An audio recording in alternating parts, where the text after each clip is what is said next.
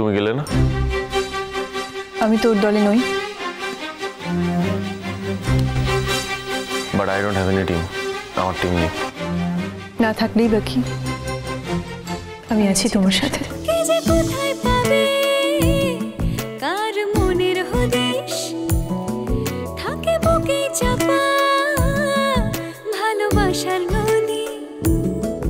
ঢেউ মুঠোয় রেখো যেন যায় না খোয়া।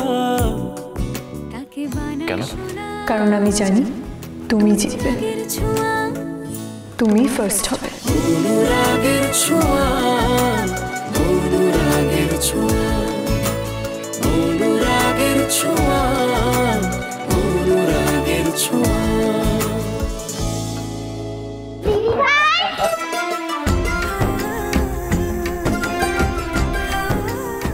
দিদি ভাইরা, বীরদি মা, আমার যে কি ভালো লাগছে। রিটা, শেফালি, নিয়ে এসো। ওই দেখো তোমাদের জন্য স্পেশাল শরবত এসেছে। মা, আপনি এত সবকিছু ব্যবস্থা করে রেখেছিলেন?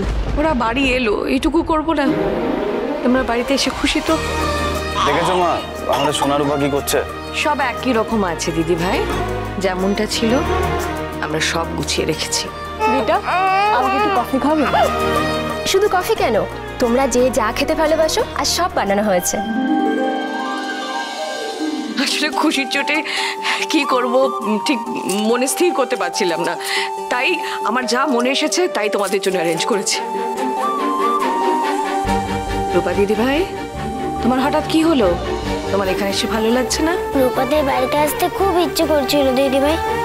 মা আর বাবা একসাথে না থাকলে রূপাদের একটুও ভালো লাগে না। কষ্ট কি আমাদের কম? কিন্তু কি করব বলো, তোমাদের বাবাকে যে কিছুই মনে করিয়ে দেওয়া যাবে না, তাহলে বাবার আরো কষ্ট বাড়বে। কিন্তু আমরা যে তোমাদের ছেড়েও থাকতে পারছি না, তাই আমি ঠিক করেছি বাবা মা যখন কলেজে থাকবে তখন আমরা ডে স্পেন্ড করব। কিন্তু এই বাড়ি থেকে চলে যেতে তো রূপাদের খুব কষ্ট হবে।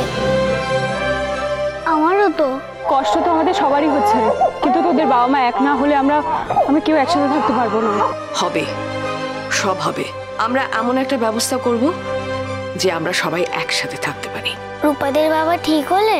না, তার আগেই এমন কিছু করতে হবে যাতে তোমাদের বাবা না চিনলেও আমরা একসাথে থাকতে পারি। কোনো একটা রাস্তা, কোনো একটা পথ আমি ঠিক খুঁজে বার করব।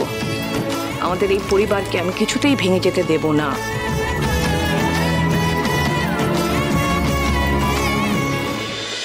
অনুরাগের ছোঁয়া, সোম থেকে রবি রাত 9:30টায় স্টার জলসায়।